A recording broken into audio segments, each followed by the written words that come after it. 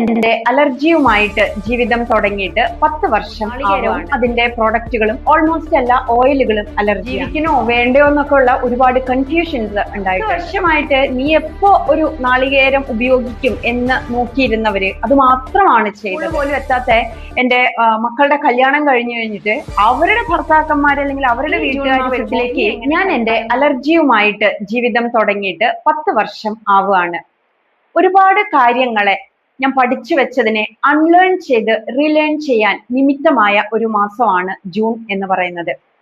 നിങ്ങൾക്ക് കുറച്ചു പേർക്കെങ്കിലും അറിയാം, എനിക്ക് നാളികേരവും അതിന്റെ പ്രോഡക്റ്റുകളും ഓൾമോസ്റ്റ് എല്ലാ ഓയിലുകളും അലർജിയാണ്. അപ്പോൾ അതുകൊണ്ട് തന്നെ ഇതിന്റെ ഒരു തുടക്ക സമയത്ത് ആദ്യത്തെ 3 വർഷം ഞാൻ ഒരുപാട് സ്ട്രഗിൾ ചെയ്തിട്ടുണ്ട് ഇതുമായിട്ട് മുന്നോട്ട് പോകാൻ. ജീവിക്കണോ വേണ്ടയോ എന്നൊക്കെ ഉള്ള ഒരുപാട് കൺഫ്യൂഷൻസ് ഉണ്ടായിട്ടുണ്ട്. ആ സമയത്തൊക്കെ എനിക്ക് ഏറ്റവും കൂടുതൽ സപ്പോർട്ട് തന്നത് എൻ്റെ ഹസ്ബൻഡും പിന്നെ വിരലിൽ എണ്ണാവുന്ന അത്രയും ഫ്രണ്ട്സ്, ഫാമിലി മെമ്പേഴ്സ് എന്നൊക്കെ പറയുന്നവരാണ്. ഒരു ശരാശരി മലയാളിയെ പോലെ തന്നെ. അപ്പൊ നമ്മൾ രാവിലെ എഴുന്നേൽക്കുമ്പോൾ മുതൽ ടൂത്ത് പേസ്റ്റ് ഉപയോഗിക്കുന്നു, അതുപോലെ തലയിൽ ഓയിൽ ഇടുന്നു, അത് കഴുകിക്കളയാനായിട്ട് ഷാമ്പു ഉപയോഗിക്കുന്നു, പത്തിരി ഉണ്ടാക്കിയാലും പുട്ടുണ്ടാക്കിയാലും അപ്പം ഉണ്ടാക്കിയാലും നാളികേരം, അങ്ങനെ തുടങ്ങി ഒരു നേരം തുടങ്ങി അവസാനിക്കുന്നത് വരെ നാളികേരത്തിന്റെ അല്ലെങ്കിൽ വെളിച്ചെണ്ണയുടെ ഒരു ഉപയോഗം ഒറ്റയടിക്ക് ഇല്ലാതാവുമ്പോൾ ഞാൻ വല്ലാണ്ട് അങ്ങ് പകച്ചുപോയി. എങ്ങനെയാണ് പല്ല് തേക്കേണ്ടത് മുതൽ സബ്സ്റ്റിറ്റ്യൂട്ട് ചെയ്യേണ്ടത് എന്നതിനെ കുറിച്ച് ആലോചിച്ചിരിക്കുമ്പോഴായിരിക്കും ചിലപ്പോൾ ഒരാൾ വന്നിട്ട് പറയാ, ഹൈസ്കൂളിൽ പോലും എത്താത്ത എന്റെ മക്കളുടെ കല്യാണം കഴിഞ്ഞു കഴിഞ്ഞിട്ട് അവരുടെ ഭർത്താക്കന്മാർ അല്ലെങ്കിൽ അവരുടെ വീട്ടുകാർ വരുമ്പോ നീ എങ്ങനെ സൽക്കാരം നടത്തും, അത് ഭയങ്കര കഷ്ടമായി പോയി എന്ന് പറഞ്ഞിട്ട് വിഷമിക്കുന്നത്. ഞാൻ എങ്ങനെ ഓരോ ദിവസവും ഓരോ നേരവും തള്ളി നീക്കാം എന്നതിനെ കുറിച്ചാണ് ആലോചിച്ചുകൊണ്ടിരുന്നിരുന്നത്. ഇപ്പൊ അടുത്തൊരു സമയത്ത് എനിക്കൊരു അവാർഡ് കിട്ടുകയുണ്ടായി.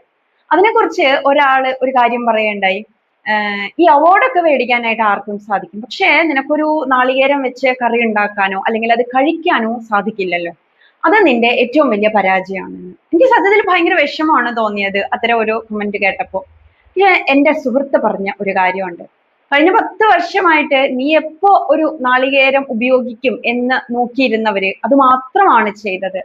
പക്ഷേ ഈ കഴിഞ്ഞ 10 വർഷം കൊണ്ട് ഷിഫ നിന്റെ കരിയറിൽ ഉണ്ടായ മാറ്റം, നീ ചെയ്ത കാര്യങ്ങള് അതൊന്നും അവരെ കൊണ്ട് ചെയ്യാൻ സാധിക്കുന്ന ഒന്നല്ല. യെസ്, അതായിരുന്നു എൻ്റെ ഒരു റിയലൈസേഷൻ. സത്യം പറഞ്ഞു കഴിഞ്ഞാല് ഈ ഒരു അലർജി എൻ്റെ ലൈഫിലേക്ക് വന്നില്ലായിരുന്നെങ്കിൽ എൻ്റെ പ്രൊഫൈല് തന്നെ മാറി വേറൊന്ന് ആവുമായിരുന്നു.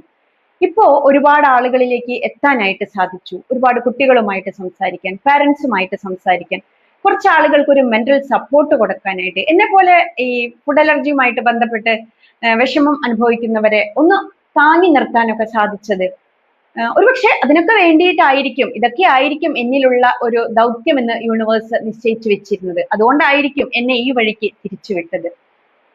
ഈ ഒരു സമയത്ത് എന്നെ വേദനിപ്പിച്ചവരോടോ അല്ലെങ്കിൽ എന്നെ കരയിച്ചവരോടോ ഒന്നും ദേഷ്യമൊന്നുമില്ല.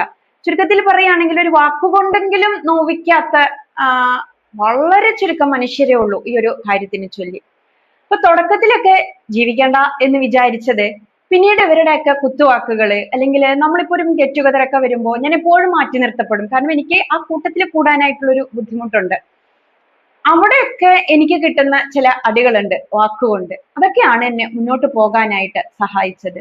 ഇന്ന് ഈ 10 വർഷം തികഞ്ഞ് നിൽക്കുമ്പോൾ ഞാൻ വളരെ കോൺഫിഡന്റ് ആണ്. കാരണം എന്നെ പോലെ ബുദ്ധിമുട്ട് അനുഭവിക്കുന്ന നിങ്ങൾക്ക് എല്ലാവർക്കും എനിക്ക് സാധിച്ചാൽ നിങ്ങൾക്ക് സാധിക്കും എന്ന് പറയുന്ന ഒരു ക്ലീശേ ഡയലോഗല്ല, മറിച്ച് ഒരു ബുദ്ധിമുട്ട് വരുമ്പോൾ നമുക്ക് എങ്ങനെയെങ്കിലും നമ്മൾ അതിന്റെ സൊല്യൂഷൻ കണ്ടെത്താനായിട്ട് ശ്രമിക്കും. അപ്പോഴാണ് നമ്മൾ നമ്മുടെ ഉള്ളിലെ പവറിനെ പുറത്തേക്ക് എടുക്കുന്നത്.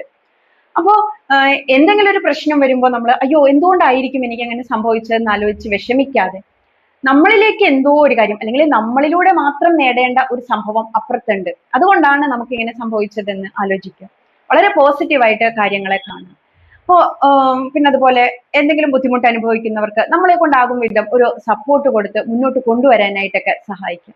ഈ ഒരു 10 വർഷത്തെ ജേണി കൊണ്ട് ആ ഒരു എന്താ പറയാ, ആ ഒരു ജേണിയാണ് എന്നെ ബോൾഡ് ആക്കിയത്, എന്നെ ഞാനാക്കിയത്, നിങ്ങളോടിപ്പോ സംസാരിക്കാനായിട്ട് എന്നെ പ്രാപ്തിയാക്കിയതൊക്കെ. അപ്പൊ ഇനിയും നിങ്ങളോടൊപ്പം ഉണ്ടാകും എന്നൊരു ഉറപ്പോടുകൂടി, പ്രതീക്ഷയോടുകൂടി. ഇതൊരു ദിവസം മാറി മറിയും, പക്ഷെ നമ്മളോട് പറഞ്ഞ വാക്കുകള്, നമുക്ക് കിട്ടിയ പ്രഹരങ്ങള്, അതൊക്കെ നമ്മുടെ മനസ്സിൽ തന്നെ ഉണ്ടാവും. അപ്പോ ഈ ഒരു സമയത്ത് നിങ്ങളെ ഞാൻ ഓർമ്മിപ്പിക്കുകയാണ്, ആരെങ്കിലൊക്കെ നമുക്ക് ചുറ്റും എന്തെങ്കിലും തരത്തിലുള്ള ബുദ്ധിമുട്ടായിട്ടൊക്കെ നിൽക്കുന്നുണ്ടെങ്കിൽ അവരെ ഒരു വാക്കുകൊണ്ട് പോലും, ഒരു തമാശയ്ക്ക് പോലും വേദനിപ്പിക്കരുത് എന്നുള്ളതാണ്. കാലം ഇങ്ങനെ മാറിക്കൊണ്ടിരിക്കും, പല വ്യത്യാസങ്ങളും ഉണ്ടാവും. പക്ഷെ കേട്ട വാക്കുകളൊക്കെ മറ്റുള്ളവരുടെ മനസ്സിലൊരു മുറിവായിട്ട് നിൽക്കാനുള്ള ഒരു സാധ്യതയുണ്ട്. എല്ലാവർക്കും നന്മകൾ നേർന്നുകൊണ്ട് നിർത്തുന്നു. Thank you.